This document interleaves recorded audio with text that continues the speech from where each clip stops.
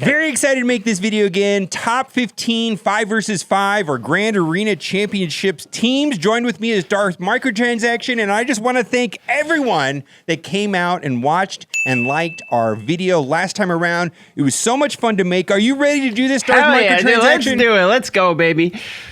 Okay, so this list right here is in no particular order, and we're going to go through 15 teams, and a lot of the teams we're placing in similar levels, but we're just going to say the obvious first. What is the only best team in the entire game? Darth Revan with Malik. With Malik. And actually, I just want to say that right now that without Malik, it's two different teams altogether, right? Oh, absolutely. Yeah, they're entirely different.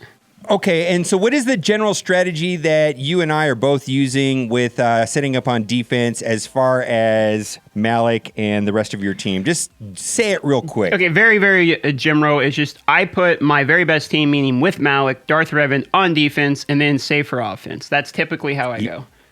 Yeah, and so we're both in the same league where you have to set 8 on defense, then you have to, in theory, have 8 on offense, so you pretty much need 16 teams. So in general, I put my best team on defense, just one of them, and then I save the next best 8 teams for offense, if there is such a thing, and then I go the last 7 on defense. And in general, and there's a lot of exceptions because some teams do better on defense than offense, right? That is true, yes. Like CLS would be an example of an offense versus a defense team. Right. And as far as Malik goes, there's no hard counter. There's a couple soft counters. What do you use to beat Malik when you come across it in your Grand Arena? If I see Malik, I normally use my Padme team. I have a fairly strong Padme team. It's the only thing that seems fairly reliable to me. My General Grievous is not ready yet because I'm doing the fun over effective, so I'm working on the bugs next. Yeah, and just for you that don't know, basically what happens when you take Padme against a Malik team is that pretty much all the team falls down with the exception of Malik. And then it becomes a situation of whether or not you're able to get a heal block from Anakin's basic or not. And Correct. Typically, I don't know, I've ran this battle a bunch of times. Basically, you clear the whole team except for Malik. And then sometimes you have to send a backup team to clear Malik. Is that usually how it works for you? That's how it goes for me. I know this actually, if Padme dies, it seems like I can't beat it. I've noticed that. If she goes down anytime in the beginning, I can't get through it. You need the immune to fear, or else you continually crit and you lose too many turns, and Padme's the one that can kind of take him down. Right. So right now, there's only a couple teams that I'm suggesting people upgrade currently, and most of them have to do with Separatists, both the droids and the bugs, Galactic Republic with Padme. Now let's go down the list a little bit, and we're going to just mention real quickly, Darth Revan without Malik has a ton of counters, namely just Palpatine. It's a different team. It's a lot easier to beat. It is what it is, and that has something to do with the giveaway at the end of the video. And then in no particular order, we're going to talk about these 3 teams, which I believe are all up there as far as the strongest teams here in the game. Let's talk about Jedi Knight Revan. How do you use Jedi Knight Revan in Grand Arena? Jedi Knight Revan is offensive for me. Most times I use it in the mirror match scenario. I don't have too many very effective Jedi Knight Revan counters, so I just use Revan v. Revan. Yeah, and I just want to point something out that I've made the mistake a couple times in my Grand Arena is if you can definitely wipe out the other team, you're better off swapping Bastila for lead in place of Jedi Knight Revan because there's going to be a higher probability of getting max points. That's pretty effective, right? That's a very good point because, Bastila gives you huge shields over, and reducing those shield ups doesn't count against your points. So I think if you can keep them full, yeah, that's a good strat. Okay, next we got to talk about Padme, and this is on my list of teams to take to Gear 13. Yes. I highly recommend at least the core 4, which is Padme, General Kenobi, Anakin, and Ahsoka. Who do you use in the 5th slot? Okay, so for me, I use General Kenobi and C-3PO. I kind of divvy up C-3PO away from the JTR and away from the Rebels, and I really like throwing it in that team. And it works. It does pretty well for me, personally. Yeah, most people are using C-3PO there instead of Barriss, especially if you're going to be using Padme against Malik, Darth Revan. Highly suggested. This is going to be a vital team as well for light side Geonosis territory battles. Run, don't walk. Upgrade Zeta this team now. Yes. It is great. It is amazing. And I'm putting it up here with Grievous and Revan as far as top teams for 5 versus 5. Now, what do you think about Separatist droids and General Grievous. This is kind of a strange team, right?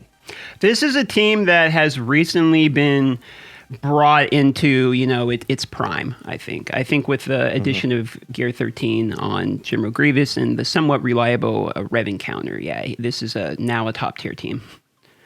Yeah, and there's two variations, or three variations. A lot of people are taking out the Droideka and putting Newt, especially if you have Newt with the Zeta. Yeah. That's quite an effective Zeta. And then the other thing, too, is a lot of people are doing a suicide team with General Grievous not being the lead. IG-88, T3 with the Zetas, Yeah, BB-8 and so on, and extra droids, and it's kind of a suicide team. I don't have the Zeta on T3, and so I haven't started working on that team. As soon as I put the Zeta on T3, I might look into that. So it's something to definitely Gear 13 Grievous. Other than your Sith Empire, that was my first Gear 13 to do, because it's a big jump for Grievous to go to Gear 13. And the cool thing about that team, the Suicide team, is if you're running the Suicide team, you really only need to gear Grievous other than what you have on the other ones. It's kind of okay if they die as long as they live long enough, Yeah, you don't have to take them max gear level, but the Zeta on T3 is needed. Required. And that's probably going to be my next Zeta, actually. Okay, what's going on to CLS? Now, CLS is an offensive team, and this is a team that usually people do four-man squads. Yes. C-3PO usually gets pushed into another team. How do you use CLS inside of Grand Arena? I like to use CLS as kind of like another trio. I use CLS, Chewbacca, and Han Solo, and then a lot of times I cut out the droids out of it, and then I'll just throw whatever extra I have in there, be it like Biggs, Akbar, and some other rebels in there. And I use them completely offensively, and it's a staple offensive team for me. Yeah, and it's definitely very solid. Boy, it's a powerhouse on offense. Don't suggest putting this team on defense. Another trio team, which is, you can see here, I've got listed the trio with 2 random Sith. Don't suggest taking them to battle. 99% of the time, it's just the 3. Hard counter to bugs, too, right? Yes, as far as I'm aware, it's a hard counter to bugs since they all attack out of turn, and Annihilate, does the Annihilate thing. Yeah, I actually went up against a complete G13 bugs crazy inside of my territory wars today, and my Traya was able to hang and do it. I mean, it's really? a hard counter to bugs. That's encouraging. It's kind of a scary matchup, actually.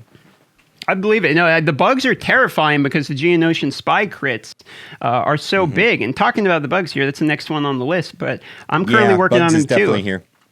And Brood Alpha is really quite good, even outside of the Geonosian Broods. I'm using them as a 5th in my arena as a placement for Sith Trooper.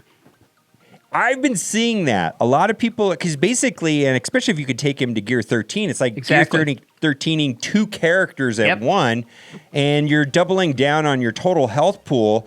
I've been seeing that as well. Now, it's interesting. We're talking about Sith Empire, and hardly anybody, I don't think I've even seen a Gear 13 Sith Trooper, but people are actually taking out Sith Trooper and putting the Brood Alpha.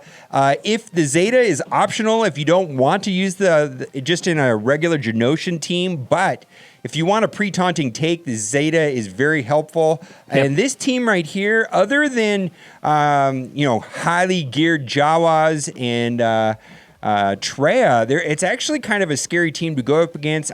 I know Padme can't beat it, or not easily. And then I can do it pretty well with droids, though. The Grievous can actually hang with this. You need a high damage because you have to nuke one down because of the equalization. So you need people that can just burn through one at a time.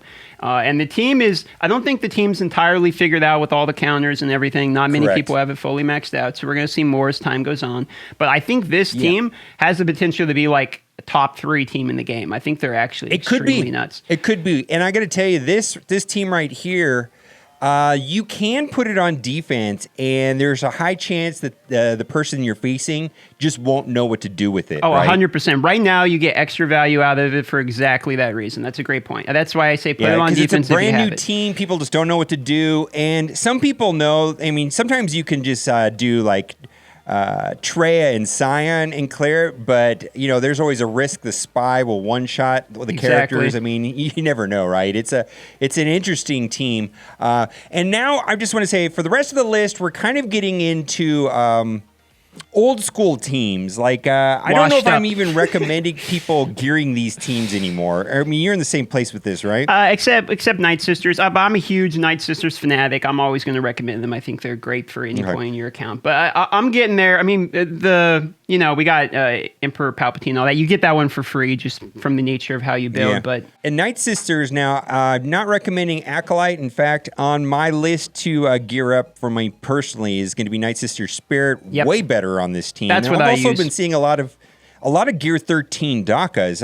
Let's talk about Night Sisters for a minute. Do you use Asajj or Talzin lead? I use Talzin lead primarily. I think it's better in PvP. Asajj lead had its day in the sun for a little bit, primarily when we were using that to counter Bastila lead. But I think Talzin lead tends to be the superior one. I do use Spirit, like you're saying, over Acolyte. I think Acolyte's overrated. I think the cheese aspect is devalued because AoE is so common. And I think Gear 13 Daka, like you're saying, is very, very, very good because of the way her Zeta works. And I think moving forward, once we see full Gear 13 Night Sister teams and people really playing around with the mods and everything, we're going to see some interesting raid stuff coming out. Yeah, Night Sisters is not going away. Boy, that was like the first kit and series of teams that I kind of blew my mind on how crazy it is. And I love the Night Sisters, still relevant today. And like I said, I'm personally working on my Spirit. That'll be the next one. Let's just keep going down the list. Let's talk about Palpatine. Let's do it. Palpatine counters a lot of teams, right?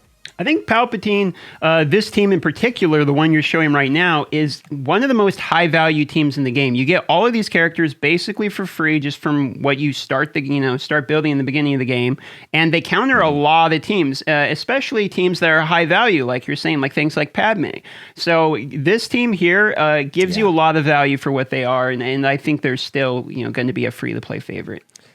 Yeah, this team right here can go up against Padme. Boy, a lot of different teams. There's so many teams this goes Ewoks. against. Well, Night Sisters, there's a bunch, right? First Order. I mean, you can go on. There's a pretty big list. Yeah, and then you can make substitutions. You can take out Thrawn and put in Shore Trooper and save the Thrawn for someone else. There's a lot of things. Save. You should have used San. Save Thrawn, right? I'm just kidding. Everybody knows what I'm talking about. All right, let's go down to Bounty Hunters. Now, I personally not really wanting to upgrade my Django. I know I probably should, but talk about Bounty Hunters for a sec, especially on defense. Sure. Okay, so Bounty Hunters for me are kind of interesting because I believe in order for them to be optimized properly, you really need the correct ones fully maxed. I think Bounty Hunters are either easily cleared on defense or completely nuts. It seems to me like there's very rare, I find, a middle ground one. It's either they are very, very well modded with the correct people. You got people like Imbo, Django, like really PvP monsters. Yeah. And they're way better. Exactly. Yeah. You just get wiped compared to like the teams you're showing now, which is the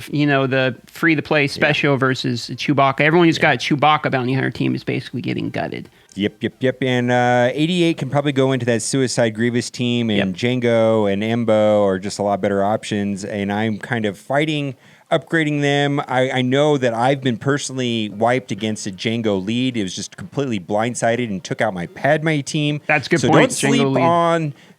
Yeah, some of these bounty hunter teams really can blind. You can get baited on them, basically. You can. And then we can talk about Resistance, and Resistance is largely fallen out of favor. And the only reason I almost thought about taking this off the list a little bit because they do counter things, but even BB-8 seems like be better in a droid team. Finn can give back protection, which means that if you can wipe the other team, like a soft bounty hunter or first order, you can usually do it with full protection if it's done correctly. But I'm expecting something to come out for Resistance and First Order for Episode 9. What are your thoughts about Resistance in its current form? In its current form, it's garbage as compared to other factions. That being said, I believe that everything is there within the kits, that if we get one or two more good Resistance characters, they're going to be absolutely nuts. As you say, Episode 9 is coming. But my argument is that currently I believe Resistance in the bad form is very, very good for newer free-to-play players because farming JTR is very bad. And it's a large deviant from where you want to focus your farm. So not having to farm this additional hero's journey character and just picking up BB-8, I think is nice. I have a friend who started when I did it. He doesn't even have JTR, and he doesn't need it. Yeah, BB-8 is such a good character, especially on, with Grievous and that team in 88. Really fuels the turn. Now, this next one is not a team. It's just Nest. Yep. What can you say about Nest on offense? I mean, what can you say about Nest, man? She in and of herself is the nuts character. You know, she either clears it or she don't. You know what I mean? Yes. She's the character that you pull out your ace out of your pocket. We're talking about high tenacity Nest. Like, go crazy with tenacity. I think I've got mine over 150 now. Where do you have your tenacity on your Nest? Well, unfortunately, my Nest is still gear 11, so I don't even think I have her modded if I look at her here. But she's on the way, on the list. Yeah, she can clear so many teams by herself. Ewoks is a no-brainer. I mean, I don't even know how many teams. There's just a bunch of them. Qarth teams, I think, also. I don't even know if CLS can beat that team. She has some success against Geonosians as well, as long as Geonosian Spy does not get a big enough crit to one-shot her. Now, Qarth teams. I got to say, I've never had any difficulty whatsoever beating this team on defense, and I don't even know. I mean, it's just like everybody, we needed these characters to get some legendary characters, and everybody just seems to throw it on defense, but has it ever given you any difficulty at all? It has not given me difficulty, but what it has done is it's thrown off my strategy. So I think that Qarth team is one of these teams that in and of themselves, their job is not to be unbeatable. Their job is to be beatable, but by a team that's better than themselves. I think they're almost a first order style defense where you put them on defense and anything less than Qarth will fail, anything more than Qarth will beat it. And so you're requiring them, you're saying, I'm going to trade this team that's maybe not as good for something that you have that, you don't want to use on this team. Yeah, and I think First Order is in that same category. I mean, we'll skip over Imperial Troopers and we'll come back to Imperial Troopers. We'll just talk about First Order. It's like same thing. First Order is pretty easy to beat, but you have to use a fairly decent team to beat it, depending on how it's modded and the gear levels, right? Completely correct. Yes. First Order for me is a team that I have not geared because I think that they are easily beat. And you kind of need a lot of materials into them to be to the point to pay you back for what you invested in them.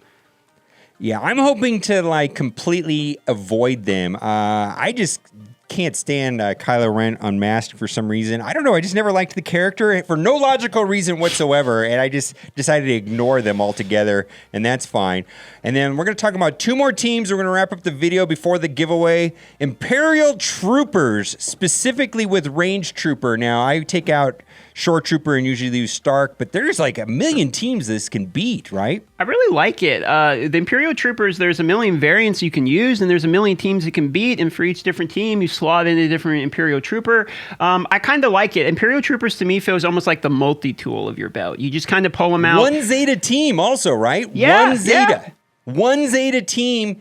And if you can get the first kill, it'll snowball and you'll get a high amount of points because you'll end the battle with like full protection and health, and it snowballs. I mean, I've gone against some well-modded Night Sister teams, and if I can get a kill, it usually just goes off, and it's like the match is determined in the first 4 or 5 moves, and then it's like, okay, I win now. But it's dependent on Range Trooper. It really is. It is. Unfortunately, they got a little bit of a nerf a few patches back when Snow Trooper, part of the reason they were going so crazy is Snow Trooper's turn meter application was bugged. So they did fix that, so they haven't been as good since that, but they're still nuts. Don't get me wrong. They're still good, but they're, towards the bottom of the list, but they're still in there. Yeah, and then lastly, we'll talk about Ewoks, and I save Nest for my Ewoks, but if you don't have Nest ready to go, they can actually blindside you a little bit, kind of like bounty hunters can. Talk about Ewoks for a minute. So maybe I'm a little biased. I think Ewoks have the potential to be one of the best teams in the entire game. I think the turn meter driving mechanic that multiple characters have, meaning you have Chief Chirpa lead with the turn meter driving mechanic, you have Elder with the turn meter mechanic on his base mechanic, you got Wicket with the all of these multiple mechanics, and everyone can call each other the assist, drives turn meter in a way that no other team does, and you have a large amount of really good call to assist with good damage. So it's kind of a death by 1,000 cuts, and the great thing about them is they don't really apply that many debuffs. So teams that get things off of debuffs really can still be chewed down. Things like First Order, you can refuse to do any debuffs except the days, and then just blow through them, and they don't get all the health back. So I actually really like it. They would be way higher on the list if they could defeat Nest. Yes, if they could defeat Nest or not get defeated by Nest, I think they, this is another good point where you're talking about Nest. I think Nest being in the game kind of throws the balance off a little bit, because I think Ewoks deserve to be way up on this list. Yeah, and so I got in a situation in my last Grand Arena where I used my Nest on defense, which was a mistake. I was trying something new. It's kind of what we do sometimes, and I got stuck. Yes. On Ewoks, and it just blew my mind. And especially once the turn meter's loaded, it's like good game, good luck, not fun. And they've got revive, and they just keep going. You just sit there and watch them go. Another Wednesday of the team too. Another Wednesday of the team, and you need him for C-3PO, so it's another free-to-play friendly team. Yes. All right. Put down in the comment section if you have other favorite teams that we missed. This is just our basic thoughts on the top 15 teams used for 5 versus 5 Grand Arena. Hope it's coming back soon. Are you ready for the giveaway? I love the giveaway, Mobile Gamer. Let's go. What is it? You love the giveaway? I love the giveaway. All right. Well, now it's time for the giveaway. I really hope you liked this video today, because if you did, you are in luck. For every single person that likes this video, you will be getting for free in your account an 8-star Where's Waldo? Where's Waldo? This is not a scam. What character is that, Waldo? Do you know that character? I haven't seen Waldo. I saw him one time, and he cost me a lot of money. I haven't seen him since then. Every time he shows up, it looks like our wallets come out, Yeah, we're talking about Malik. Where is Malik? My gosh. Malik! Most important character in the game by far, and we don't know where he is. Where's Waldo? Where is he? And you're going to get an 8-star Where's Waldo? This is not a scam. Not a scam. All right, guys. Thanks for watching, and keep on gaming.